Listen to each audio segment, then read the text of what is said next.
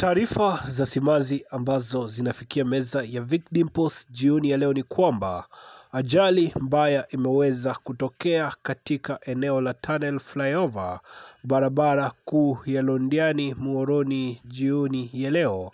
na ni ajali ambayo imehusisha lori ambalo lilikuwa limebeba viazi, na inasemekana kwamba lori hilo lilitoka kwenye flyover na kuanguka chini. Picha ambazo zinasambaa zinaonyesha kwamba ajali hiyo ilikuwa ni mbaya zaidi, na ripoti ambazo zinatufikia ni kwamba dereva wa lori hilo ameweza kuaga dunia papo hapo. Ni taarifa ambazo tunaendelea kufuatilia, na bila shaka ujio wote ambao unazunguka ajali hii, updates zote utakuwa unazipata katika channel hii ya Vic Dimples. Unachohitaji ni kusubscribe ili wa kwanza kupokea taarifa zetu pindi tunavyo